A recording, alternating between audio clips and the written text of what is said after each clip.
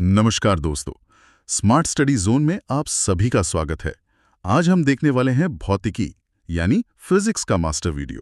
इस वीडियो में हम फिजिक्स के सभी चैप्टर को पूरी तरह से समझेंगे और हर एक टॉपिक को कवर करेंगे जो सभी प्रकार की परीक्षाओं के लिए बहुत ही महत्वपूर्ण है। तो चलिए शुरू करते हैं और पहला टॉपिक देखते हैं भौतिकी का परिचय। जी हाँ, तो सबसे पहले सवाल आता है कि भौतिकी क्या है। देखिए, अगर एकदम आसान भाषा में कहा जाए तो भौतिकी प्रकृति और उसके नियमों की पढ़ाई है। बिल्कुल सही। और जब हम ये कहते हैं ना कि प्रकृति के नियमों की पढ़ाई, तो इसका मतलब है कि हम अपने आसपास की हर चीज को समझने की कोशिश कर रहे हैं। हर चीज को? हाँ, चाहे वो पदार्थ हो, मतलब कोई भी वस्तु, या फिर ऊर्जा हो जिससे काम होता है। अच्छा। और इसमें गति, ताप, प्रकाश, ध्वनि, ये सब कुछ शामिल है। भौतिकी एक तरह से इन सभी के पीछे जो सिद्धांत है, जो प्रिंसिपल्स हैं, उनको उजागर करती है। और इसमें तो विद्युत और चुंबकत्व भी आ जाते हैं। बिल्कुल। तो मूल रूप से भौतिकी उन सभी बुनियादी नियमों का एक सेट है जिस पे हमारा पूरा ब्रह्मांड चलता है। सही पकड़े। चलिए अब इस शब्द की जड़ तक पहुंचते हैं। ये जो शब्द है फिजिक्स, ये आया कहाँ से? हाँ, ये दिलचस्प बात है। फिजिक्स शब्द असल में ग्रीक भाषा के शब्द फिजिका से लिया गया है। फिजिका? जी, फिजिका। और फिजिका का सीधा सा मतलब होता है प्रकृति। ओहो। तो इस विज्ञान का नाम ही हमें बताता है कि इसका जो मेन ऑब्जेक्टिव है वो प्रकृति को समझना है। वाह, मतलब नाम में ही सब कुछ छिपा हुआ है। अब आते हैं उस हिस्से पर जो हमेशा बहुत दिलचस्प होता है। भौतिकी के जनक कौन है?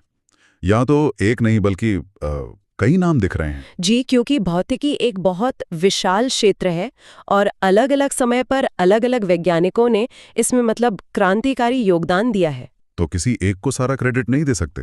बिल्कुल नहीं। हम किसी एक व्यक्ति को सारा श्रेय नहीं दे सकते।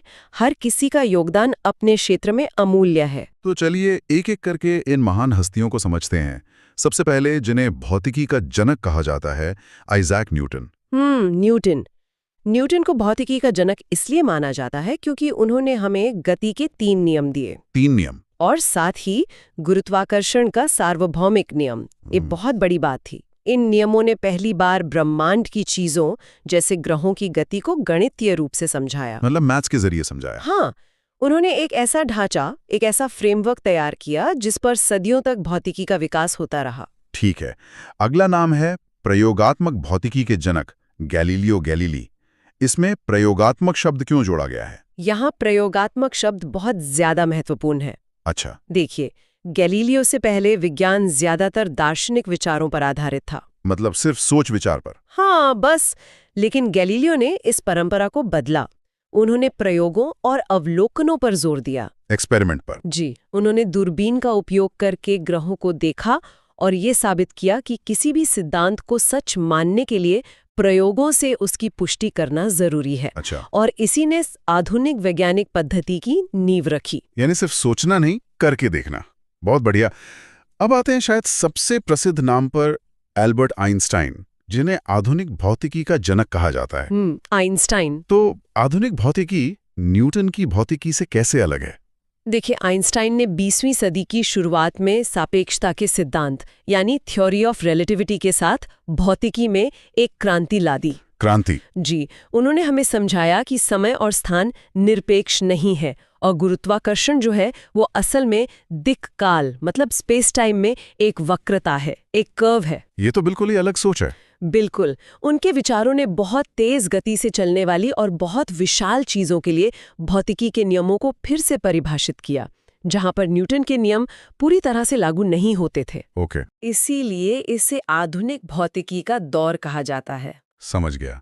और इस सूची में आखिरी नाम है नाभिकीय भौतिकी के जनक, अर्नेस्ट रदरफोर्ड। यह भौतिकी की एक खास शाखा लगती है। जी, ये एक विशेष क्षेत्र है।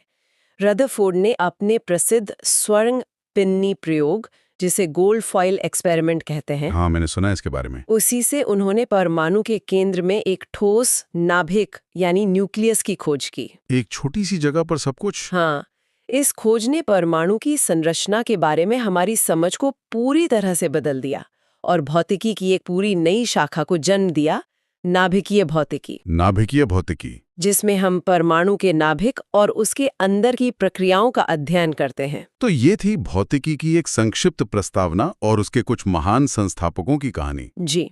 अब जब हमने नींव समझ ली है तो चलिए शुरू करते हैं चैप्टर 1, मापन एवं मात्रक। माला को समझने की शुरुआत करते हैं। सबसे पहले ये जानना जरूरी है कि ये भौतिक राशियां या फिजिकल क्वांटिटीज आखिर होती क्या है।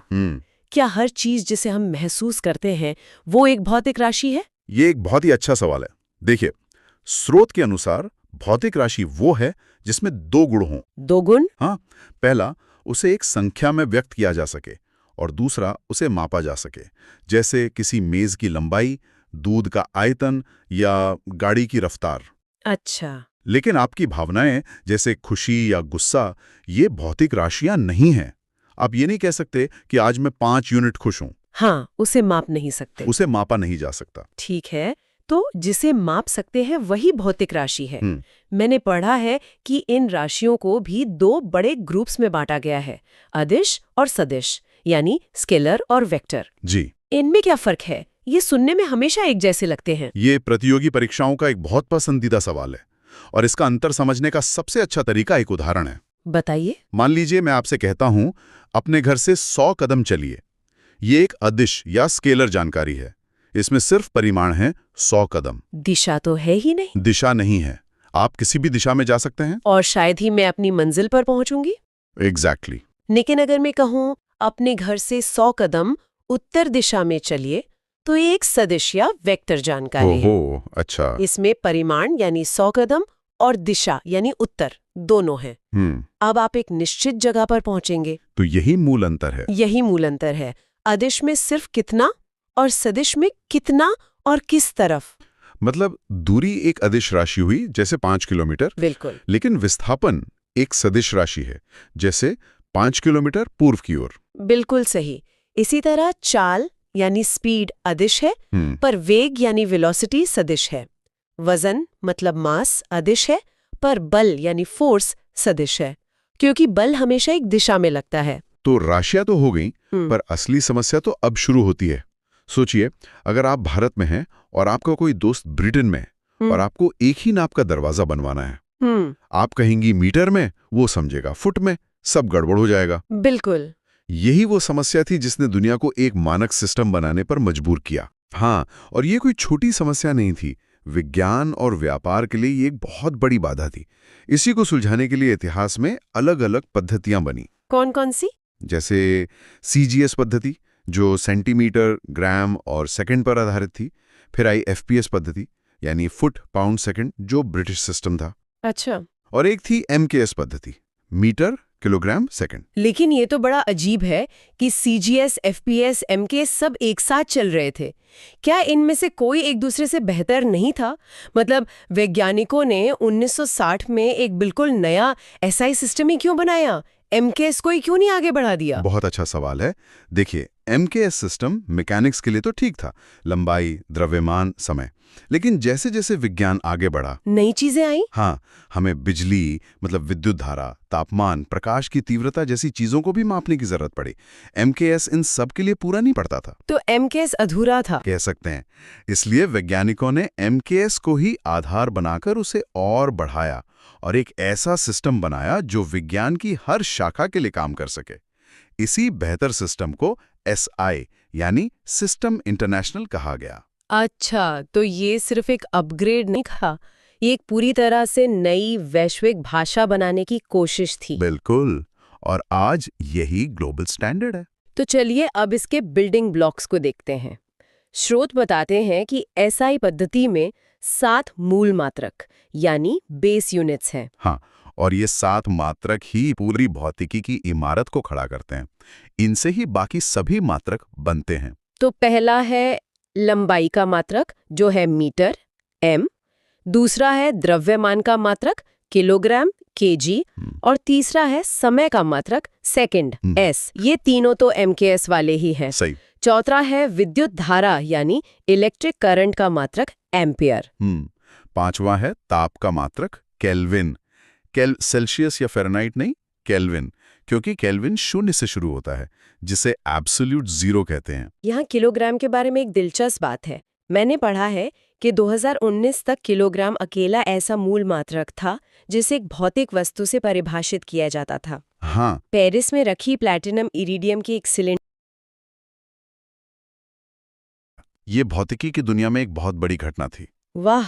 तो अब हमारे सारे मात्रक प्राकृतिक नियमों पर आधारित हैं, किसी इंसान की बनाई चीज पर नहीं। बिल्कुल। अच्छा, तो छठे और सातवें मात्रक कौन से हैं? छठा है ज्योति तीव्रता, लुमिनस इंटेंसिटी, जिसे कैंडला सीडी में मापा जाता है। ये थोड़ा मुश्किल लगता है। इसे ऐसे समझिए, ये सिर्फ ये नहीं मापता कि एक बल्ब कितनी रोशनी दे रहा है, बल्कि ये मापता है कि एक खास दिशा में वह रोशनी कितनी तेज या फोकस्ड है। मीटर की ज्योति तीव्रता बहुत ज्यादा होती है, भले ही उसकी कुल ऊर्जा कम हो।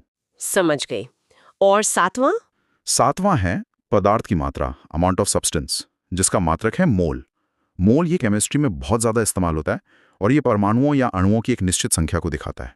इन 7 मूल मात्रकों के अलावा 2 पूरक मात्रक या सप्लीमेंट्री यूनिट्स भी हैं, रेडियन और स्टेरेडियन। ये कोणों के लिए। हाँ, रेडियन समतल कोण मापता है। जैसे आप पिज्जा का एक स्लाइस काटते हैं तो उसकी नोक पे जो कोण बनता है वो रेडियन में होगा। वो रेडियन में माप सकते हैं। और स्टीरेडियन एसआर घन कोण यानी सॉलिड एंगल मापता है। इसे समझना थोड़ा मुश्किल है, लेकिन आइसक्रीम कोन की कल्पना कीजिए। ठीक है। कोन के नोक पर जो 3D कोण बनता है वो स्टीरेडियन में मापा जाता है। ये 7 मूल मात्रक तो बिल्डिंग ब्लॉक्स की तरह हैं, लेकिन असली दुनिया में, खासकर जब हम आसमान के तारों या एक परमाणु के अंदर की बात करते हैं, तो मीटर किलोग्राम तो काम नहीं आते होंगे। बिल्कुल नहीं। तो हमें कुछ और खास बड़े और छोटे मात्रकों की जरूरत पड़ती है, और यहीं से परीक्षा में सबसे रोचक सवाल बनते हैं। बिल्कुल। खगोल विज्ञान यानी एस्ट्रोनॉमी में दूरियां इतनी ज्यादा होती हैं कि मीटर या किलोमीटर बहुत छोटे पड़ जाते हैं। तो हम बड़े मात्रकों का इस्तेमाल करते हैं, जैसे कि खगोलीय इकाई, एस्ट्रोनॉमिकल यूनिट या AU।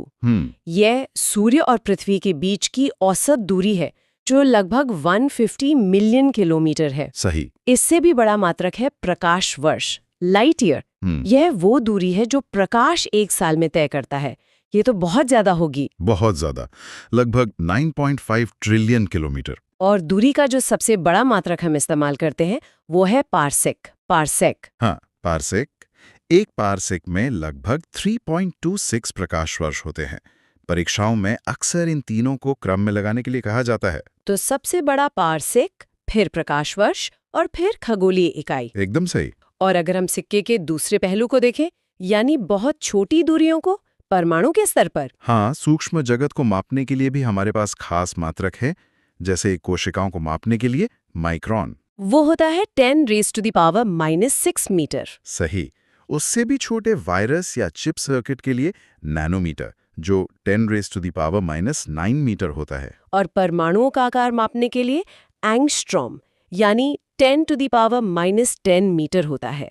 और स्रोत के अनुसार सबसे छोटा मात्रक यहाँ फर्मी है, 10⁻⁻15 मीटर। हाँ, जो परमाणु के नाभिक का आकार बताता है। 1 मिनट, मतलब हमारे पास एक ही स्केल है जिससे हम एक परमाणु के नाभिक से लेकर फर्मी से लेकर 2 आकाशगंगाओं के बीच की दूरी, मतलब पारसेक तक सब कुछ माप सकते हैं।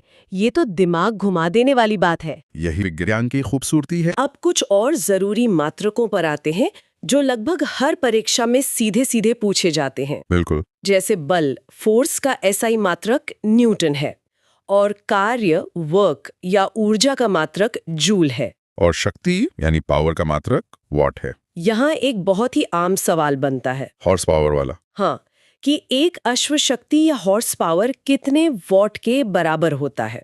जैसे हम कारों के इंजन की शक्ति HP में बताते हैं। इसका जवाब है 746 वॉट। 746 वॉट। अच्छा, दाब का मात्रक पास्कल है। और मौसम की रिपोर्ट में हम अक्सर सुनते हैं कि वायुमंडलीय दाब इतने पास्कल या बार है। हाँ, तो एक बार जो है वो 10⁵ पास्कल के बराबर होता है। और एक बहुत ही खास मात्रक है डॉब्सन, जिससे ओजोन परत की मोटाई मापी जाती है। ये तो पर्यावरण से जुड़ा है। ये डॉब्सन वाला बिंदु विशेष रूप से याद रखने योग्य है। ये दिखाता है कि भौतिकी सिर्फ लैब तक सीमित नहीं है, ये हमारी पृथ्वी को समझने और बचाने में भी मदद करती है। चलिए अब इस चर्चा के अंतिम और शायद सबसे महत्वपूर्ण कॉन्सेप्ट पर आते हैं, विमाएं या डायमेंशंस। ये थोड़ा जटिल लग सकता है, लेकिन ये भौतिकी का एक बहुत शक्तिशाली टूल है। इसे आप भौतिकी का ग्रामर चेक कह सकते हैं। Grammar check. हाँ, विमाएं किसी भी भौतिक राशि को उसके सबसे मूल रूपों में व्यक्त करने का तरीका है। हम मुख्य रूप से 3 मूल विमाओं का उपयोग करते हैं। द्रव्यमान के लिए m, लंबाई के लिए l और समय के लिए t। स्रोत में कुछ सबसे जरूरी विमाएं दी गई हैं, जैसे बल या फोर्स की विमा है mLT-2। सही। कार्य या ऊर्जा वर्क एनर्जी की विमा है mL2T-2 और शक्ति या पावर की विमा mL2T-3 है। इन्हें याद करना तो जरूरी है, लेकिन आपने कहा कि ये ग्रामर चेक की तरह काम करता है, वो कैसे? चलिए एक छोटा सा उदाहरण देखते हैं। गति का एक मशहूर समीकरण है v = u + at। हाँ, अंतिम वेग = प्रारंभिक वेग प्लस त्वरण गुणन समय। अब इसकी विमाओं से जांच करते हैं। वेग चाहे v हो या u, उसकी विमा है LT-1। ठीक है। त्वरण की है LT-2 और समय की है t। तो समीकरण का दूसरा हिस्सा हुआ LT-2 को t से गुणा करना। बिल्कुल, तो LT-2 × t बन गया LT-1। अब देखिए, अरे वाह! समीकरण के बाईं ओर v की विमा भी LT-1 है और दाईं ओर u + at की विमा भी LT-1 है। दोनों तरफ विमाएं बराबर हैं। मतलब ये समीकरण विमाओं की दृष्टि से सही है। एकदम सही। अगर विमाएं बराबर नहीं आती तो समीकरण 100% गलत होता। ये तो अद्भुत है। मतलब बिना गणना किए हम सिर्फ विमाओं से किसी भी फॉर्मूले की सत्यता जांच सकते हैं। जी। स्रोत में एक और दिलचस्प बात बताई गई है कि कुछ राशियों की विमाएं एक जैसी होती हैं। हाँ, और ये कोई संयोग नहीं है। ये उन राशियों के बीच एक गहरे संबंध को दिखाता है। जैसे कार्य और ऊर्जा की विमा mL2T-2 समान है। क्यों? यह हमें बताता है कि कार्य ऊर्जा का ही एक रूप है और ऊर्जा कार्य करने की क्षमता है। ये एक ही सिक्के के 2 पहलू हैं। अच्छा। इसी तरह संवेग, मोमेंटम और आवेग, इम्पल्स की विमा mLT-1 समान होती है। ये दिखाता है कि आवेग संवेग में परिवर्तन के बराबर होता है। तो विमाओं का समान होना सिर्फ रटने की बात नहीं है, बल्कि ये उन कॉन्सेप्ट्स के बीच के रिश्ते को समझने का एक तरीका है। आपने बिल्कुल सही पकड़ा। ये उनके मौलिक स्वभाव को उजागर करता है। तो आज हमने भौतिक राशियों के प्रकार से लेकर उन्हें मापने की अंतर्राष्ट्रीय पद्धति SI तक को समझा। हमने 7 मूल मात्रकों और उनके पीछे की कहानी को जाना, ब्रह्मांड की सबसे बड़ी दूरियों से लेकर परमाणु के नाभिक तक के मात्रकों को देखा। हम शुरू करेंगे सबसे बुनियादी सवाल से कि कोई चीज रुकी हुई है या चल रही है, इसका असली मतलब क्या है? और फिर हम उन 2 जोड़ियों को सुलझाएंगे जिनमें सबसे ज्यादा कंफ्यूजन होता है, दूरी और विस्थापन, और चाल और वेग। बिल्कुल। और वहां से आगे बढ़ते हुए हम त्वरण पर बात करेंगे, गति के वो 3 मशहूर समीकरण देखेंगे जिनसे लगभग हर न्यूमेरिकल सवाल हल होता है। और आखिर में हम वृत्तीय गति के एक दिलचस्प पहलू को भी समझेंगे। तो चलिए इस सफर की शुरुआत करते हैं। ठीक है, तो सबसे पहला पड़ाव विराम यानी रेस्ट और गति यानी मोशन। सुनने में तो बहुत आसान लगता है, जैसे मेज पर रखी किताब रुकी हुई है और सड़क पर चलती गाड़ी गति में है। क्या इसमें और भी कुछ है? इसमें एक बहुत ही गहरा आइडिया छिपा है। परिभाषा तो वही है जो आपने कही कि अगर किसी चीज की पोजीशन अपने आसपास की चीजों के हिसाब से समय के साथ नहीं बदल रही तो वो विराम में है। हाँ, और अगर बदल रही है तो गति में है। लेकिन यहाँ एक पेच है ना? हमारे स्रोतों में साफ लिखा है कि इस ब्रह्मांड में कोई भी चीज पूर्ण विराम यानी एब्सोल्यूट रेस्ट में है ही नहीं। ये बात थोड़ी चौंकाने वाली है। बिल्कुल। और इसे समझने का सबसे अच्छा तरीका है ट्रेन वाला उदाहरण।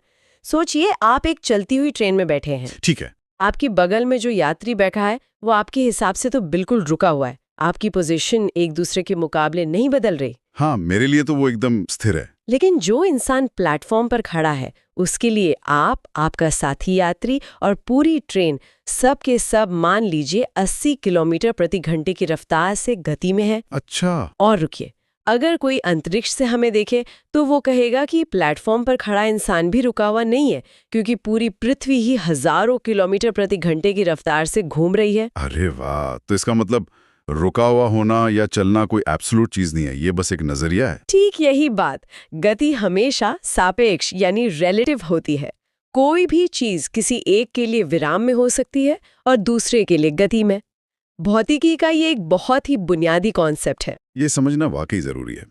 अच्छा, अब आते हैं उस जोड़ी पर जिसने शायद सबसे ज्यादा स्टूडेंट्स को परेशान किया है। दूरी, डिस्टेंस। ए से बी फिर सी से डी घूमता हुआ 5 किलोमीटर चलकर घर पहुंचता है।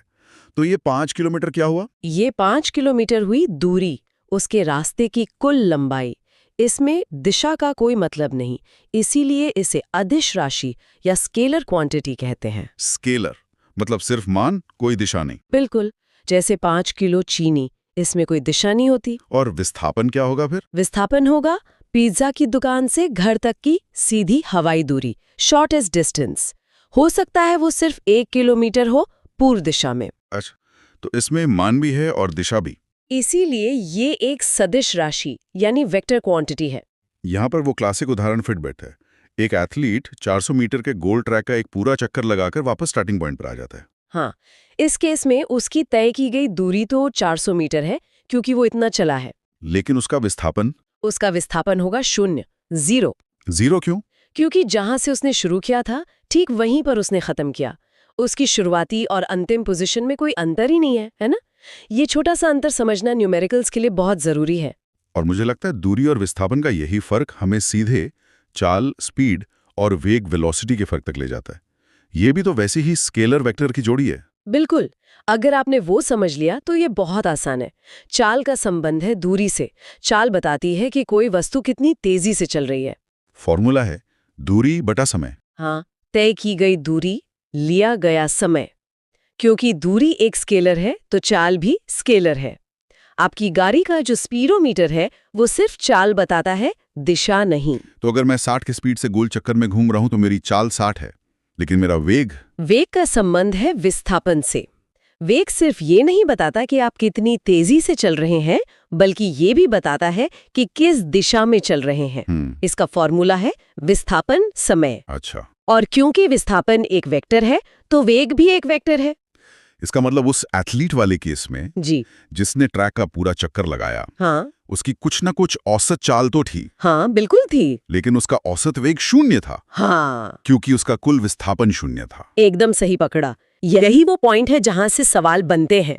और एक काम की ट्रिक जो हमारे स्रोतों में दी गई है वो औसत चाल के लिए है। हाँ, वो 2xy वाला। बिल्कुल। और अगर कोई दो बराबर दूरियां x और y चाल से तय करता है तो औसत चाल निकालने का सीधा फॉर्मूला है 2xy x + y। ये परीक्षा में बहुत समय बचाता है। ठीक है, तो अब हमें पता है कि कोई चीज चल रही है या नहीं, वो कितना चली और कितनी तेजी से चली।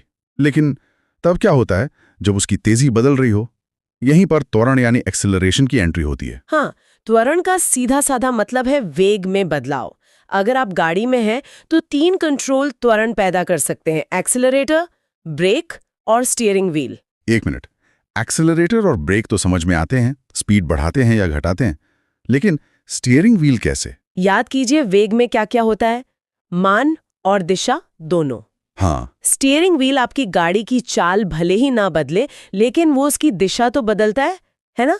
और जैसे ही दिशा बदली मतलब वेग बदल गया। ओह अच्छा। और वेग में किसी भी तरह का बदलाव ही तो त्वरण है। ये तो बहुत बड़ा आहा मोमेंट है, यानी स्पीड बदले बिना भी त्वरण हो सकता है। बिल्कुल, इसकी परिभाषा ही है वेग परिवर्तन की दर, यानी प्रति सेकंड वेग में कितना बदलाव आ रहा है। इसका सूत्र है A = VU/T। हाँ, जहां u शुरुआती वेग है और v अंतिम वेग, और इसका मात्रक है मीटर सेकंड स्क्वायर। स्रोतों में इसके 3 प्रकार बताए गए हैं: धनात्मक, ऋणात्मक और 0। जी, जब आप एक्सीलरेटर दबाते हैं और गाड़ी का वेग बढ़ता है तो ये धनात्मक त्वरण है। और ब्रेक लगाने पर? जब आप ब्रेक लगाते हैं और वेग घटता है तो ये ऋणात्मक त्वरण है। इसे मंदन या रिटार्डेशन भी कहते हैं। और 0 त्वरण? इसका मतलब गाड़ी रुकी हुई है? जरूरी नहीं, ये सबसे बड़ा कंफ्यूजन है। 0 त्वरण का मतलब है कि वेग बदल नहीं रहा। अच्छा, मतलब कांस्टेंट है। हाँ, यानी वस्तु या तो रुकी हुई है या फिर वो एक स्थिर वेग, कांस्टेंट वेलोसिटी से चल रही है, एक ही स्पीड में, एक ही सीधी रेखा में। हाईवे पे क्रूज कंट्रोल पर चलती कार 0 त्वरण का एक अच्छा उदाहरण है। अब आते हैं इस टॉपिक के सबसे दमदार हिस्से पर, जहां से सबसे ज्यादा सवाल बनते हैं। गति के 3 समीकरण। ये देखने में थोड़े डरावने लगते हैं। पर असल में ये हमारे बहुत अच्छे दोस्त हैं। ये बस U, V, A, T और S यानी विस्थापन के बीच के रिश्ते हैं। लेकिन इनकी एक ही शर्त है जो हमेशा याद रखनी है। वो क्या? ये तभी काम करते हैं जब त्वरण एक समान यानी कांस्टेंट हो। ठीक है, ये जरूरी है। तो पहला समीकरण है v is equal to u plus a t. ये क्या बताता है? ये समय और वेग का रिश्ता है। ये जवाब देता है अगर मैं u वेग से शुरू करूं और a त्वरण के साथ t समय तक चलूं तो मेरा अंतिम वेग v क्या होगा। आसान है। दूसरा है s is equal to u t plus half a t square. ये थोड़ा लंबा है। ये स्थिति और समय का रिश्ता है। ये बताता है कि उतने समय t में आप कितना आगे बढ़ जाएंगे, यानी आपका विस्थापन s कितना होगा। ठीक है। और तीसरा v square is equal to u square plus 2as। इसकी क्या खासियत है? ये वेग और स्थिति का रिश्ता है। इसकी सबसे बड़ी खासियत यह है कि इसमें समय t नहीं है, तो अगर सवाल में समय का जिक्र ही न हो तो अक्सर यही समीकरण काम आता है। कुछ टिप्स भी हैं इनको इस्तेमाल करने के लिए, जैसे अगर कोई चीज विरामावस्था से चलना शुरू करती है तो उसका शुरुआती वेग u 0 होगा, और अगर ब्रेक लगाकर रुक जाती है तो अंतिम वेग v 0 होगा। ये छोटे छोटे क्लू सवाल में छिपे होते हैं। अच्छा, और क्या यही समीकरण गुरुत्वाकर्षण के लिए भी काम करते हैं? जैसे कोई पत्थर ऊपर फेंका या नीचे गिराया? बिल्कुल, यही तीनों समीकरण काम आते हैं। बस वहां त्वरण a की जगह गुरुत्वीय त्वरण g ले लेता है। तो ऊपर जाते समय जब कोई चीज ऊपर जाती है तो गुरुत्वाकर्षण उसे धीमा करता है ना? तो हम a is equal to minus g लेते हैं, और जब वो नीचे गिरती है तो गुरुत्वाकर्षण उसकी स्पीड बढ़ाता है, तो हम a is equal to plus g लेते हैं। समझ गया। समीकरणों के अलावा ग्राफ भी एक जरूरी हिस्सा है। दूरी समय ग्राफ की ढलान या स्लोप हमें क्या बताती है? दूरी समय ग्राफ की ढलान हमें चाल देती है। सीधी ढलान का मतलब है एक समान चाल। और वेग समय ग्राफ, वो तो और भी ज्यादा जानकारी देता है ना? हाँ, वेग समय ग्राफ एक सुपर ग्राफ है। इसकी ढलान हमें त्वरण बताती है। ढलान से त्वरण? और उससे भी जरूरी बात, उस ग्राफ के नीचे का जो कुल क्षेत्रफल मतलब एरिया होता है वो हमें विस्थापन देता है। तो एक ही ग्राफ से त्वरण और विस्थापन दोनों मिल जाते हैं। कमाल है। चलिए अब आज के आखिरी लेकिन सबसे दिलचस्प टॉपिक पर आते हैं, वृत्तीय गति, सर्कुलर मोशन। यहाँ एक पहेली छिपी है। पूछिए। अगर कोई चीज एक गोल रास्ते पर एक ही स्पीड से चल रही है, मान लीजिए 40 किलोमीटर पर आवर से, तो क्या उसमें त्वरण है? मेरा मन तो कहता है नहीं, क्योंकि स्पीड तो बदली नहीं। यही वो पहेली है जो हमने थोड़ी देर पहले स्टीयरिंग व्हील वाले उदाहरण में सुलझाई थी।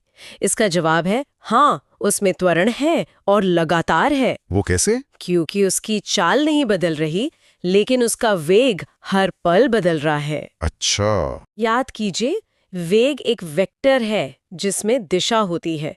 जब आप गोल घूमते हैं तो हर बिंदु पर आपके चलने की दिशा बदलती है। कभी आप पूर्व की ओर जा रहे होते हैं, फिर उत्तर की ओर, फिर पश्चिम की ओर। हाँ, दिशा तो लगातार बदल रही है, तो दिशा बदलने के कारण वेग बदल रहा है, और वेग में बदलाव का मतलब ही त्वरण है। बिल्कुल। और किसी चीज को लगातार मोड़ने के लिए आपको उस पर एक बल लगाना पड़ता है जो हमेशा केंद्र की तरफ खींचे। इसी बल को अभिकेंद्रीय बल यानी सेंट्रीपिटल फोर्स कहते हैं। जैसे जब हम एक पत्थर को रस्सी से बांधकर घुमाते हैं। हाँ, तो रस्सी का जो तनाव है वो खिंचाव ही अभिकेंद्रीय बल है जो पत्थर को गोल घुमाता है। तो आज की इस पूरी चर्चा को अगर समेटें तो क्या कहेंगे? हमने गति की दुनिया का एक पूरा चक्कर लगा लिया है लगता है। हाँ, हमने देखा कि विराम और गति सापेक्ष हैं। हमने दूरी और विस्थापन के बीच का वो जरूरी अंतर समझा जो अदिश और सदिश का फंडा है। और वही फंडा चाल और वेग पर भी लागू होता है। बिल्कुल। फिर हमने जाना कि त्वरण सिर्फ स्पीड का बढ़ना घटना नहीं, बल्कि दिशा का बदलना भी है। और गति के समीकरण वो जादुई औजार हैं जो हमें किसी भी चलती हुई चीज, न्यूटन के गति के नियम। जी बिल्कुल, ये नियम फिजिक्स की नींव है। हमारे पास जो सोर्सेज हैं वो इन नियमों को बड़े अच्छे से समझाते हैं। सच कहूं तो ये नियम मुझे स्कूल के दिनों की याद दिलाते हैं, पर वो बस में आगे पीछे झुकने वाले उदाहरणों के अलावा ज्यादा कुछ ठीक से याद नहीं है। हाँ, ये सबसे कॉमन उदाहरण है। तो आज का मिशन है इन नियमों की गहराई में उतरना, उनके पीछे के क्यों को समझना और देखना कि ये हमारी रोजमर्रा की जिंदगी से कैसे जुड़े हैं, ताकि ये सिर्फ रटने के लिए नहीं बल्कि मतलब समझने के लिए याद हो जाए। सही सोच है। कॉन्सेप्ट समझना ही सबसे जरूरी है। और इसकी शुरुआत होती है सर आइजैक न्यूटन से। 1687 में उनकी किताब आई प्रिंसिपिया, जिसने फिजिक्स की दुनिया ही बदल दी। और इन्हीं 3 नियमों की वजह से उन्हें कॉन्सेप्ट समझना ही सबसे जरूरी है। और इसकी शुरुआत होती है सर आइजैक न्यूटन से। 1687 में उनकी किताब आई प्रिंसिपिया, जिसने फिजिक्स की दुनिया ही बदल दी। और इन्हीं 3 नियमों की वजह से उन्हें भौतिकी का पिता भी कहा जाता है। जी, एक तरह से मॉडर्न फिजिक्स की शुरुआत वहीं से हुई। तो चले पहले नियम से ही शुरू करते हैं। पहला नियम, जिसे जड़त्व का नियम भी कहते हैं, ये जड़त्व या इनर्शिया आखिर है क्या? जड़त्व एक बहुत ही दिलचस्प कॉन्सेप्ट है। देखिए, हर चीज थोड़ी कह सकते हैं आलसी होती है। आलसी? हाँ, मतलब वो जैसी है वैसी ही रहना चाहती है। अगर कोई चीज रुकी है तो वो रुकी ही रहना चाहेगी, और अगर कोई चीज एक सीधी लाइन में एक ही रफ्तार से चल रही है तो वो वैसे ही चलते रहना चाहेगी। अच्छा। इसी आलस या अपनी अवस्था में बदलाव का विरोध करने की आदत को हम जड़त्व या इनर्शिया कहते हैं। न्यूटन का पहला नियम बस इसी बात को कहता है कि कोई भी चीज अपनी अवस्था तब तक नहीं बदलेगी जब तक कोई बाहरी ताकत मतलब बल उसे ऐसा करने पर मजबूर ना कर दे। मतलब चीजें अपनी आदत बदलना पसंद नहीं करती। लेकिन ये जड़त्व किस बात पर निर्भर करता है? क्या एक हल्की गेंद और एक भारी पत्थर का जड़त्व एक जैसा होगा? बिल्कुल नहीं, और यही इसका सबसे जरूरी पॉइंट है। जड़त्व सीधे सीधे वस्तु के द्रव्यमान यानी मास पर निर्भर करता है। मास पर? जी, जिस चीज का द्रव्यमान जितना ज्यादा होगा उसका जड़त्व भी उतना ही ज्यादा होगा। वो अपनी अवस्था बदलने का उतना ही ज्यादा विरोध करेगी। आपने जो उदाहरण दिया, एक हल्की प्लास्टिक की गेंद और एक भारी पत्थर, दोनों रुके हुए हैं। किसे पैर से मारकर हिलाना ज्यादा मुश्किल है? जाहिर है पत्थर को, उसमें ज्यादा जोर लगेगा। बस, क्योंकि पत्थर का द्रव्यमान ज्यादा है इसलिए उसका जड़त्व भी ज्यादा है। वो अपनी रुकी हुई अवस्था को बदलने का ज्यादा विरोध कर रहा है। इसीलिए हम कहते हैं कि द्रव्यमान ही जड़त्व की माप है। अच्छा, तो mass is the measure of inertia. एकदम सही। और ये एक बहुत बड़ी वजह है कि अंतरिक्ष में भी, जहां कोई गुरुत्वाकर्षण नहीं है, एक बड़े स्पेस स्टेशन को धकेलना एक छोटे एस्ट्रोनॉट को धकेलने से कहीं ज्यादा मुश्किल होता है। वहां वजन नहीं है, पर द्रव्यमान और जड़त्व तो हैं। ये तो कमाल का कनेक्शन है। मतलब स्पेस मिशन में भी यही नियम काम करता है। हमारे सोर्सेज में जड़त्व के कुछ प्रकारों का जिक्र है, जैसे विराम का जड़त्व और गति का जड़त्व। चलिए बस वाले उदाहरण से समझते हैं, क्योंकि ये परीक्षाओं में सबसे ज्यादा पूछा जाता है। हाँ, ये सबसे क्लासिक उदाहरण है। पहले बात करते हैं विराम के जड़त्व की। ठीक है। कल्पना कीजिए आप बस में आराम से खड़ी हैं और बस भी रुकी हुई है। आपका पूरा शरीर रुका हुआ है। जैसे ही ड्राइवर अचानक बस चलाता है, आपके पैर जो बस के फर्श के संपर्क में है, वो तो बस के साथ तुरंत आगे बढ़ जाते हैं। हाँ, क्योंकि वो बस से जुड़े हैं। बिल्कुल, लेकिन आपके शरीर का ऊपरी हिस्सा वो जड़त्व के कारण अपनी उसी रुकी हुई जगह पर रहने की कोशिश करता है। नतीजा, पैर आगे निकल जाते हैं और धड़ पीछे रह जाता है और आप पीछे की तरफ एक झटका महसूस करती हैं। अच्छा, तो हमारा आधा शरीर चलना शुरू कर देता है और आधा पीछे रहना चाहता है। और यही चीज तब भी होती है जब हम किसी कंबल को डंडे से पीटकर साफ करते हैं। एकदम वही सिद्धांत है। जब आप डंडे से कंबल पर मारते हैं तो आप कंबल को तेजी से पीछे हटा देते हैं, लेकिन धूल के कण जो कंबल में अटके हुए थे वो जड़त्व के कारण अपनी जगह पर ही रह जाते हैं और कंबल हट जाता है। हाँ, अब कंबल तो पीछे हट गया तो धूल के कण हवा में आ जाते हैं और गुरुत्वाकर्षण के कारण नीचे गिर जाते हैं। यही चीज पेड़ की टहनी हिलाने पर फलों के गिरने के साथ भी होती है। समझ गई। तो ये हुआ जब रुकी हुई चीज चलने लगे। हाँ, लेकिन इसका उल्टा भी तो होता होगा, जब चलती हुई कोई चीज अचानक रुक जाए। बिल्कुल, और उसे हम गति का जड़त्व कहते हैं। अब उसी बस में वापस चलिए। बस तेज रफ्तार से चल रही है और आप भी बस के साथ उसी रफ्तार से आगे बढ़ रही हैं। ठीक है। ड्राइवर अचानक ब्रेक लगाता है। अब क्या होगा? आपके पैर जो बस के संपर्क में है वो तो बस के साथ रुक जाएंगे, लेकिन आपका ऊपरी शरीर वो आगे जाना चाहेगा। हाँ, वो गति के जड़त्व के कारण उसी रफ्तार से आगे जाना चाहेगा। नतीजा ये होता है कि आप आगे की ओर झुक जाती हैं। और इसीलिए रेस खत्म होने के बाद भी एथलीट एकदम से नहीं रुकते, बल्कि कुछ दूर तक दौड़ते रहते हैं। अगर वो तुरंत रुकने की कोशिश करेंगे तो गिर जाएंगे। एकदम सही। उनका शरीर गति की अवस्था में होता है और वो उसे धीरे धीरे शून्य पर लाते हैं। एक और प्रकार है, दिशा का जड़त्व। अच्छा। जब आप किसी तेज रफ्तार कार में बैठी हों और कार अचानक तेजी से दाएं मुड़ती है, तो आप बाईं ओर दरवाजे की तरफ क्यों झुक जाती हैं? क्योंकि मेरा शरीर सीधा ही जाना चाहता है। बिल्कुल, कार तो मुड़ गई, पर आपका शरीर जड़त्व के कारण सीधी रेखा में ही जाने की कोशिश करता रहता है। ठीक है, तो पहला नियम हमें बताता है कि चीजें अपनी स्थिति क्यों बनाए रखना चाहती हैं, जिसे हम जड़त्व कहते हैं। लेकिन अगर हम उस स्थिति को बदलना चाहें तो हमें कितना जोर लगाना होगा? मुझे लगता है कि यहीं पर दूसरा नियम आता है। सही पकड़ा आपने। दूसरा नियम हमें बल को मापने का एक तरीका देता है। पर उससे पहले संवेग यानी मोमेंटम को समझना जरूरी है ना? हाँ, संवेग दूसरे नियम का दिल है। इसे आसान भाषा में समझें तो संवेग का मतलब है किसी चलती हुई चीज में कितनी गति की मात्रा है या उसे रोकना कितना मुश्किल है। गति की मात्रा। जी, इसका सीधा सा फॉर्मूला है वस्तु का द्रव्यमान गुणा उसका वेग, मतलब P = m × v। कोई चीज कितनी भारी है और कितनी तेजी से चल रही है, इन दोनों को गुणा कर दें तो उसका संवेग पता चल जाता है। इसका मतलब अगर एक क्रिकेट की गेंद और एक भारी भरकम ट्रक दोनों एक ही रफ्तार से आ रहे हों तो ट्रक का संवेग कहीं ज्यादा होगा। बहुत ज्यादा, क्योंकि उसका द्रव्यमान बहुत ज्यादा है। और ज्यादा संवेग का मतलब है कि उसे रोकने के लिए बहुत ज्यादा बल की जरूरत पड़ेगी। इसीलिए आप क्रिकेट की गेंद को तो हाथ से रोक सकती हैं, पर ट्रक के सामने खड़े होने की सोच भी नहीं सकती, भले ही उसकी रफ्तार धीमी ही क्यों ना हो। सही बात है। अब इसे न्यूटन के दूसरे नियम से जोड़ते हैं। तो दूसरा नियम सीधे तौर पे कहता है कि किसी वस्तु के संवेग में बदलाव की दर उस पर लगाए गए बल के बराबर होती है। संवेग में बदलाव की दर। हाँ, मतलब आप किसी चीज का मोमेंटम जितनी तेजी से बदलना चाहेंगे, आपको उतना ही ज्यादा बल लगाना पड़ेगा। और इसी नियम से हमें फिजिक्स का वो जादुई फॉर्मूला मिलता है, F = ma। बल बराबर द्रव्यमान गुणा त्वरण। जी, F = ma। एक मिनट, यहाँ एक छोटा सा सवाल है। नियम तो संवेग की बात करता है, पर फॉर्मूला F = ma है। ये V से A में कैसे बदल गया? बहुत अच्छा सवाल है। देखिए, नियम कहता है संवेग में परिवर्तन की दर, यानी mv में बदलाव की दर। ज्यादातर मामलों में किसी चीज का द्रव्यमान m तो बदलता नहीं है, बदलता है तो उसका वेग v। हाँ, स्पीड बदलती है। और वेग में परिवर्तन की दर को ही तो हम त्वरण एक्सेलरेशन कहते हैं। तो संवेग में बदलाव की दर बन जाती है द्रव्यमान गुणा त्वरण। बस वहीं से हमें F = ma मिल जाता है। वाह, ये तो बहुत अच्छे से समझ आया। तो कह सकते हैं कि पहला नियम बताता है कि बल क्या करता है और दूसरा नियम बताता है कि बल को मापते कैसे हैं। एकदम सही। अब इसके व्यवहारिक उदाहरणों पर आते हैं, जैसे क्रिकेट खिलाड़ी का कैच लेना। ये दूसरे नियम का सबसे अच्छा उदाहरण माना जाता है। बिल्कुल। सोचिए, एक तेज रफ्तार गेंद आपकी तरफ आ रही है।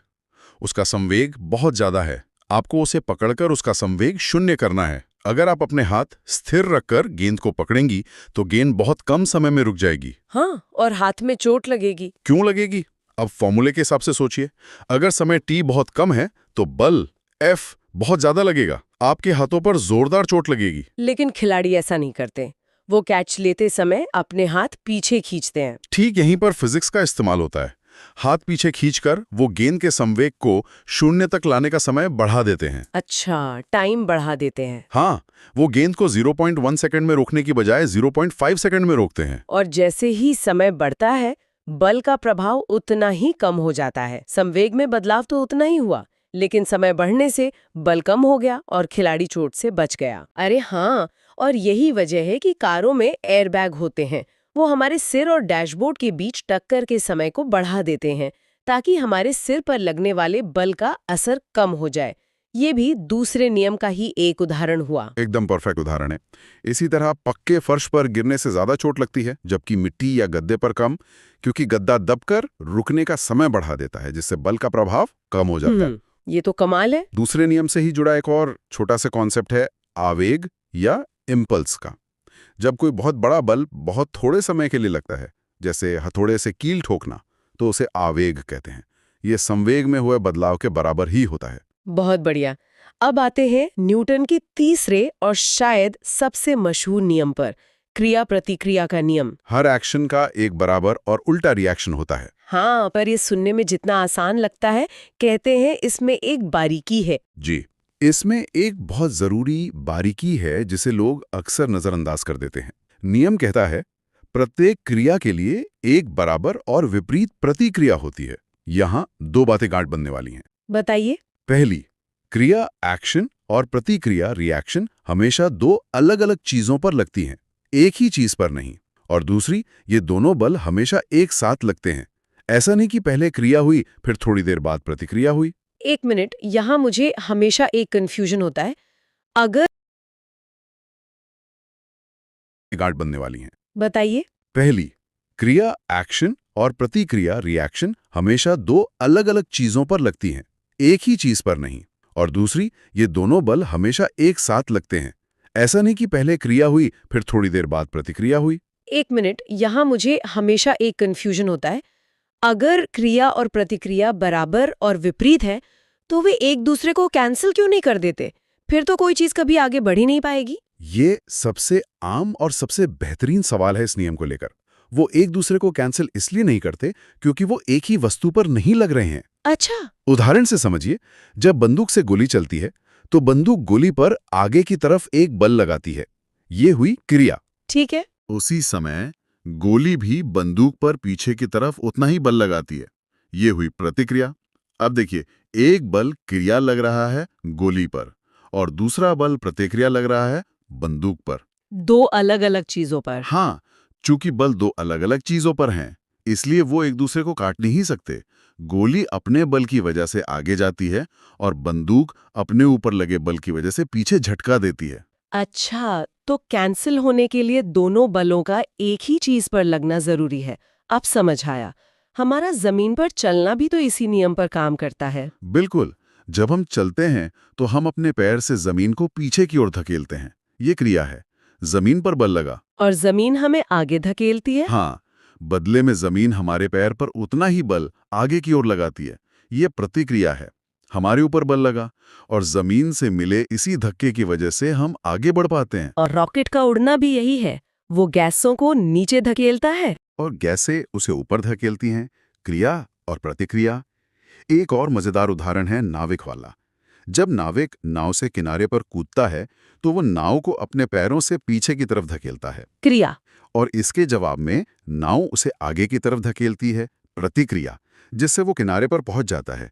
लेकिन इस प्रक्रिया में नाव पीछे खिसक जाती है। हाँ, देखा है मैंने ये। तो इन तीनों नियमों से जुड़ा एक और बहुत महत्वपूर्ण सिद्धांत है, संवेग संरक्षण का नियम, law of conservation of momentum. ये क्या कहता है? ये नियम एक तरह से न्यूटन के दूसरे और तीसरे नियम का ही नतीजा है। ये कहता है कि अगर कुछ चीजों का एक ऐसा सिस्टम है जिस पर बाहर से कोई बल नहीं लग रहा, तो उस पूरे सिस्टम का कुल संवेग हमेशा एक जैसा यानी स्थिर रहेगा। मतलब बदलेगा नहीं? नहीं, चीजों के टकराने से पहले सिस्टम का कुल संवेग और टकराने के बाद का कुल संवेग हमेशा बराबर होगा। संवेग बस एक चीज से दूसरी चीज में ट्रांसफर हो सकता है, लेकिन सिस्टम से गायब नहीं हो सकता। इसका रॉकेट के अलावा कोई और उदाहरण दे सकते हैं ताकि कॉन्सेप्ट और साफ हो जाए? जरूर। बिलियर्ड्स या स्नूकर की टेबल सोचिए। जब सफेद गेंद जाकर दूसरी गेंदों से टकराती है तो क्या होता है? सफेद गेंद धीमी हो जाती है या रुक जाती है और दूसरी गेंदें चलने लगती हैं। हाँ। यहां हुआ क्या? सफेद गेंद ने अपना संवेग दूसरी गेंदों को ट्रांसफर कर दिया। अगर हम हवा के घर्षण और टेबल के घर्षण को नजरअंदाज कर दें तो टक्कर से ठीक पहले सफेद गेंद का जो संवेग था, टक्कर के ठीक बाद बाकी सभी गेंदों का कुल संवेग मिलाकर ठीक उतना ही होगा। कुल संवेग संरक्षित रहा। तो आज की इस चर्चा ने तो वाकई इन नियमों को एक नई रोशनी में दिखा दिया। पहला नियम यानी जड़त्व हमें बताता है कि चीजें आलसी क्यों होती हैं और अपनी स्थिति बनाए रखना चाहती हैं। दूसरा नियम हमें F=ma देकर बल को मापने की शक्ति देता है और सिखाता है कि कैसे समय बढ़ाकर बल के असर को कम किया जा सकता है, जैसे कैच लेते समय या एयरबैग्स में। और तीसरा क्रिया प्रतिक्रिया का नियम। ये राज खोलता है कि बल हमेशा जोड़ों में काम करते हैं, पर और ये सबसे जरूरी, कार्य, ऊर्जा एवं शक्ति, वर्क, एनर्जी एंड पावर। नमस्कार। और ये टॉपिक सच में बहुत जरूरी है, चाहे SSC हो, UPSC हो या कोई भी प्रतियोगी परीक्षा। यहाँ से सवाल बनते ही बनते हैं। तो आज हमारा लक्ष्य यही है कि इसकी हर एक छोटी बड़ी बात को बिल्कुल सरल भाषा में समझें। बिल्कुल, तो चलिए शुरू करते हैं। सबसे पहले कार्य की बात करते हैं। आम जिंदगी में तो हम पढ़ने लिखने को भी काम कहते हैं, दिन भर मेहनत करते हैं, पर क्या भौतिकी की नज़र में भी वो कार्य है? नहीं, और यहीं पर सबसे पहला और सबसे जरूरी अंतर आता है। भौतिकी में कार्य हम तभी मानते हैं जब किसी वस्तु पर बल यानी फोर्स लगाने से उसमें विस्थापन मतलब डिस्प्लेसमेंट हो। अच्छा, मतलब अगर वो चीज अपनी जगह से हिली ही नहीं तो कार्य भी शून्य है। बिल्कुल। आप एक दीवार को सुबह से शाम तक धक्का देते रहिए, पसीने पसीने हो जाइए, पर अगर दीवार नहीं हिली तो भौतिकी के हिसाब से आपने शून्य कार्य किया। तो इसका मतलब कोई फॉर्मूला भी होगा फिर तो? बिल्कुल है, और ये फॉर्मूला बड़ा दिलचस्प है। ये है W=F × S × cos theta. F/s cos theta. ठीक है। हाँ। F तो हो गया आपका लगाया हुआ बल यानी फोर्स। S हो गया विस्थापन, डिस्प्लेसमेंट। एग्जैक्टली। और ये जो cos थीटा है ना, यही असली खिलाड़ी है।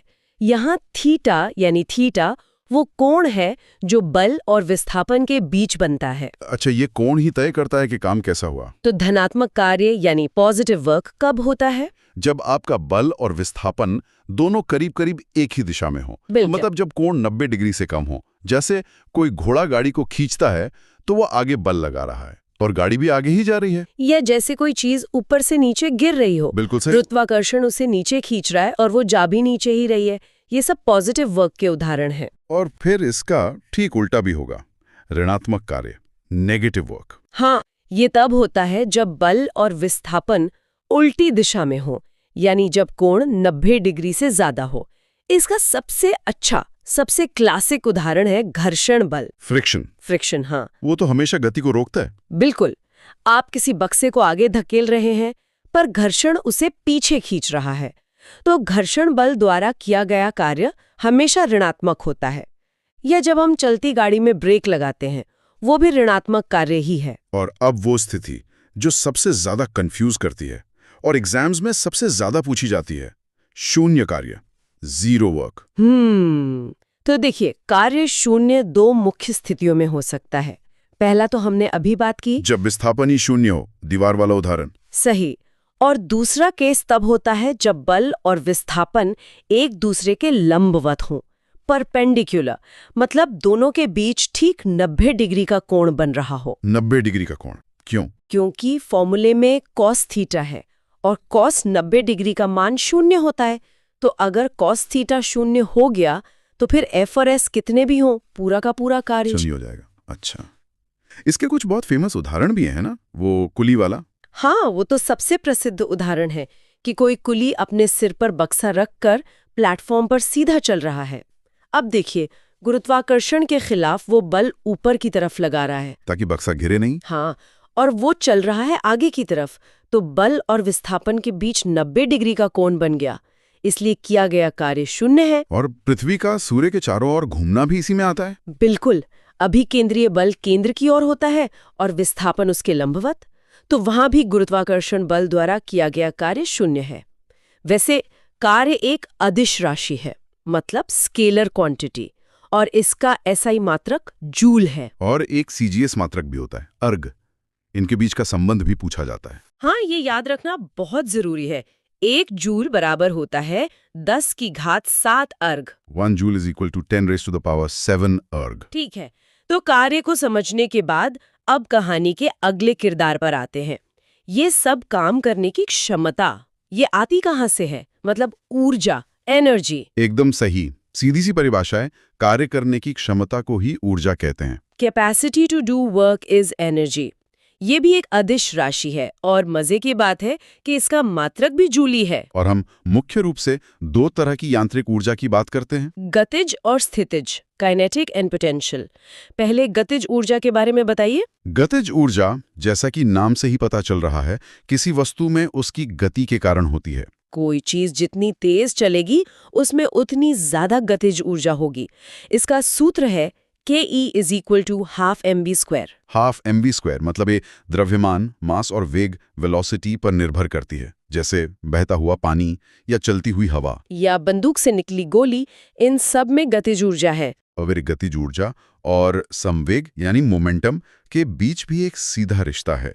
उस पे न्यूमेरिकल सवाल बहुत बनते हैं। हाँ, ये बहुत ही महत्वपूर्ण संबंध है। सूत्र है ke is equal to p² 2m, जहाँ p संवेग है। इस पर एक बहुत टिपिकल सवाल आता है कि अगर किसी वस्तु का संवेग दोगुना कर दिया जाए तो उसकी गतिज ऊर्जा कितनी हो जाएगी। क्योंकि सूत्र में p का स्क्वायर है, तो अगर p दोगुना हुआ तो गतिज ऊर्जा 4 गुनी हो जाएगी। हाँ, बिल्कुल सही पकड़ा, 4 गुनी हो जाएगी। ठीक है, तो ये तो हुई गति की ऊर्जा। अब बात करते हैं स्थितिज ऊर्जा की, पोटेंशियल एनर्जी। स्थितिज ऊर्जा वो ऊर्जा है जो पोटेंशियल एनर्जी स्थितिज ऊर्जा वो ऊर्जा है जो किसी वस्तु में उसकी खास स्थिति मतलब पोजीशन या उसके आकार में बदलाव के कारण जमा होती है। ये एक तरह की स्टोर्ड एनर्जी है। स्टोर्ड एनर्जी जैसे बांध में जमा हुआ पानी, वो ऊंचाई पर है, एक विशेष स्थिति में है, इसलिए उसमें ऊर्जा है। इसका गुरुत्वीय सूत्र है P is equal to mgh, जहां h ऊंचाई है। अच्छा, और धनुष की तनी हुई डोरी? वो भी एक बेहतरीन उदाहरण है। जब आप डोरी खींचते हैं तो आप उसके आकार में बदलाव करके उसमें स्थितिज ऊर्जा भर देते हैं। या फिर चाबी वाली घड़ी में जब हम चाबी भरते हैं तो उसकी स्प्रिंग में भी यही ऊर्जा जमा हो जाती है। तो एक है चलने की ऊर्जा और एक है रुकी हुई या जमा ऊर्जा। और यहीं पर वो नियम आता है जो शायद भौतिकी का सबसे बड़ा नियम है, ऊर्जा संरक्षण का नियम। Law of conservation of energy. हाँ, ये एक मौलिक नियम है। ये कहता है कि ऊर्जा को ना तो बनाया जा सकता है और ना ही नष्ट किया जा सकता है। इसे सिर्फ एक रूप से दूसरे रूप में बदला जा सकता है। एग्जैक्टली। जैसे जब कोई गेंद ऊपर से नीचे गिरती है तो सबसे ऊपर उसकी स्थितिज ऊर्जा Pe अधिकतम होती है। जैसे जैसे वो नीचे आती है उसकी Pe घटती जाती है और गतिज ऊर्जा Ke में बदलती जाती है। लेकिन किसी भी पॉइंट पर दोनों का जो कुल जोड़ है वो हमेशा बराबर रहता है। और ऊर्जा के इसी रूपांतरण पर, इसी बदलाव पर तो हमारी पूरी टेक्नोलॉजी टिकी हुई है। परीक्षाओं में इस पर वो मैच द फॉलोइंग वाले सवाल आते हैं। हाँ, चलिए कुछ मुख्य उपकरणों को देख लेते हैं।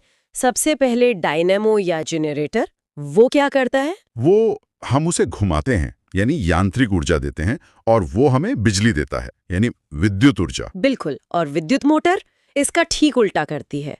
हम उसे बिजली देते हैं और वो घूमने लगती है। पंखे की तरह विद्युत ऊर्जा को यांत्रिक ऊर्जा में बदलती है। सही।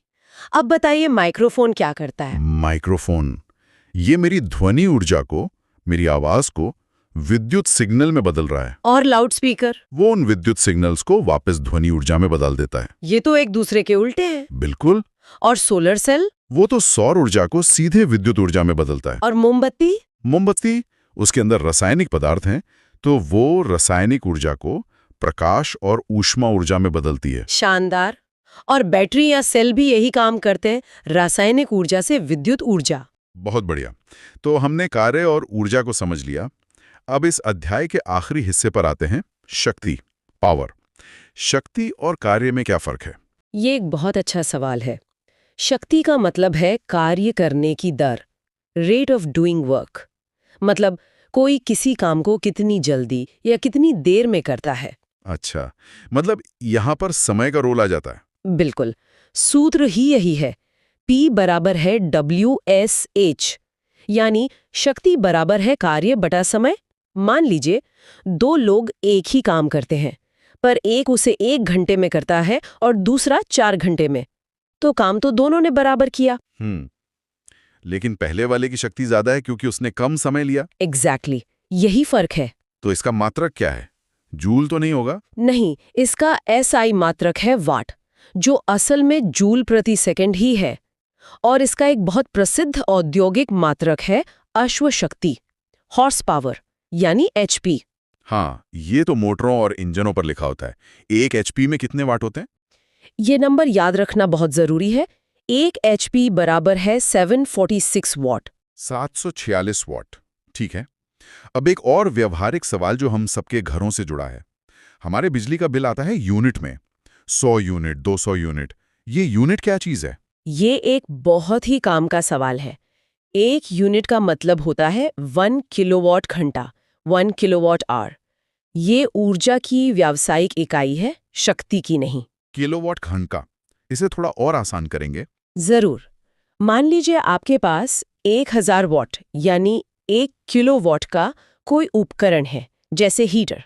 अगर आप उसे ठीक 1 घंटे तक चलाते हैं तो आपने 1 किलोवाट घंटा यानी 1 यूनिट बिजली खर्च कर दी। अच्छा, तो अगर 100 वॉट का बल्ब है तो उसे 10 घंटे चलाने पर 1 यूनिट खर्च होगी। 100 गुणे 10 इक्वल्स टू 1000 वॉट घंटा।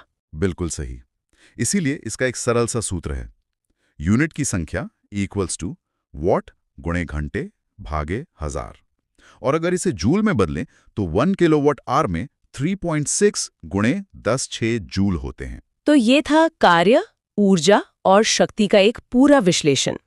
हमने परिभाषाओं से लेकर सूत्रों, मात्रकों और रोजमर्रा की जिंदगी से जुड़े उदाहरणों को विस्तार से समझा। हाँ, हमने कार्य के 3 प्रकार देखे, ऊर्जा के 2 मुख्य रूप समझे, ऊर्जा का संरक्षण और उसका रूपांतरण देखा, और अंत में शक्ति की गणना को भी कवर किया। ये सभी बिंदु परीक्षा की दृष्टि से बहुत महत्वपूर्ण हैं। आज हम बात करेंगे घर्षण यानी फ्रिक्शन की, जिसे एक आवश्यक बुराई भी कहा जाता है। तो चलिए इस विषय की गहराई में उतरते हैं और समझते हैं कि ये क्या है और हमारे जीवन को कैसे प्रभावित करता है। बिल्कुल। सबसे पहले ये समझना जरूरी है कि घर्षण है क्या। सरल शब्दों में, जब कोई एक चीज किसी दूसरी सतह पर फिसलने या लुढ़कने की कोशिश करती है तो उन दोनों सतहों के बीच एक बल काम करने लगता है। ये बल उनकी गति का विरोध करता है, उसे रोकने की कोशिश करता है। इसी विरोधी बल को घर्षण बल कहते हैं। और ये होता क्यों है? क्या सतहें जो चिकनी दिखती हैं वो असल में चिकनी नहीं होती? सही पकड़ा आपने। इसका मुख्य कारण है सतहों का खुरदरापन। कोई भी सतह, चाहे कितनी भी चिकनी क्यों ना लगे, माइक्रोस्कोप से देखने पर उबड़-खाबड़ होती है। अच्छा। जब 2 सतहें संपर्क में आती हैं तो यह खुरदरापन आपस में फंस जाता है, जिसे हम इंटरलॉकिंग कहते हैं। और घर्षण बल हमेशा गति की दिशा के विपरीत ही काम करता है। तो इसका मतलब ये भी अलग-अलग तरह का होता होगा, जैसे रुकी हुई चीज पर अलग और चलती हुई चीज पर अलग। हाँ, मुख्य रूप से इसके 3 प्रकार हैं और इनका क्रम परीक्षाओं में अक्सर पूछा जाता है। पहला है स्थैतिक घर्षण, स्टैटिक फ्रिक्शन।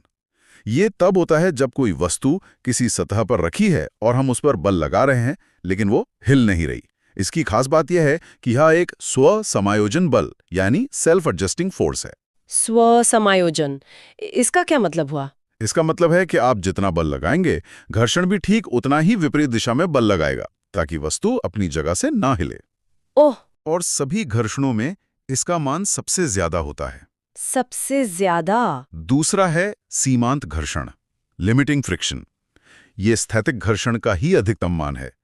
ये वो सीमा है जिसके बाद वस्तु बस चलने ही वाली होती है। मतलब? इससे जरा सा भी ज्यादा बल लगाते ही वस्तु फिसलना शुरू कर देगी। मतलब ये वो ब्रेकिंग पॉइंट है। एग्जैक्टली, वो ब्रेकिंग पॉइंट। और जब वस्तु चलने लगती है तब कौन सा घर्षण काम करता है? तब आता है तीसरा प्रकार, गतिज घर्षण, काइनेटिक फ्रिक्शन। जब वस्तु गति में होती है तब ये घर्षण लगता है। इसका मान हमेशा सीमांत घर्षण से कम होता है। हाँ। यही वजह है कि किसी भारी बक्से को एक बार खिसकाना मुश्किल होता है, लेकिन जब वो चलने लगता है तो उसे धकेलते रहना आसान हो जाता है। सही बात है। गतिज घर्षण भी आप देखें तो 2 तरह का होता है। एक है सर्पी घर्षण, स्लाइडिंग फ्रिक्शन। जब कोई वस्तु किसी सतह पर घिसटती या फिसलती है, जैसे बक्से को जमीन पर घसीटना। और दूसरा है लोटनिक घर्षण, रोलिंग फ्रिक्शन। जब कोई वस्तु लुढ़कती है, जैसे कोई पहिया या गेंद। तो यहाँ पर सबसे जरूरी बात जो परीक्षा में पूछी जा सकती है वो है इनका सही क्रम। बिल्कुल। घर्षण बलों का क्रम है स्थैतिक घर्षण, फिर सर्पी घर्षण और फिर लोटनिक घर्षण। स्थैतिक सबसे ज्यादा और लोटनिक सबसे कम। हाँ, स्थैतिक सबसे ज्यादा और लोटनिक सबसे कम। इसीलिए भारी सामान को घसीटने के बजाय पहियों पर लुढ़काना बहुत आसान होता है। अब इसके कुछ नियम भी होंगे जो हमेशा लागू होते हैं। वो क्या है? हाँ, इसके कुछ बुनियादी नियम हैं। पहला नियम, घर्षण बल संपर्क सतहों के क्षेत्रफल मतलब एरिया पर निर्भर नहीं करता। क्या ये कैसे हो सकता है? हाँ, मतलब अगर आप एक ईंट को सीधा खड़ा रखें या उसे लिटा कर धकेलें, अगर उसका वजन बराबर है तो घर्षण बल भी बराबर ही लगेगा। ये तो थोड़ा कंफ्यूजिंग है। दूसरा नियम ज्यादा सीधा है। घर्षण बल सतहों की प्रकृति पर निर्भर करता है, यानी सतह चिकनी है या खुरदुरी, इस बात से फर्क पड़ता है। खुरदुरी सतह पर घर्षण ज्यादा होगा। और एक फॉर्मूला भी है शायद इसका, F = μr। हाँ, तीसरा नियम यही है। घर्षण बल F अभिलंब प्रतिक्रिया R के समानुपाती होता है। यहाँ म्यू जो है वो घर्षण गुणांक, कोएफिशिएंट ऑफ फ्रिक्शन है। अच्छा, म्यू का मान जितना ज्यादा होगा सतह उतनी ही खुरदरी मानी जाएगी। और ये भी याद रखने वाली बात है कि म्यू का कोई मात्रक, कोई यूनिट नहीं होता। चलिए अब उस सवाल पर आते हैं जो हमने शुरू में उठाया था, इसे आवश्यक बुराई क्यों कहते हैं। पहले इसके फायदों की बात करते हैं। देखिए, इसके बिना हमारा जीवन संभव ही नहीं है। पहला लाभ है चलना। हम जमीन पर इसीलिए चल पाते हैं क्योंकि हमारे पैरों और जमीन के बीच घर्षण होता है। अगर घर्षण न हो, जैसे बर्फ पर या केले के छिलके पर, तो हम फिसल जाएंगे।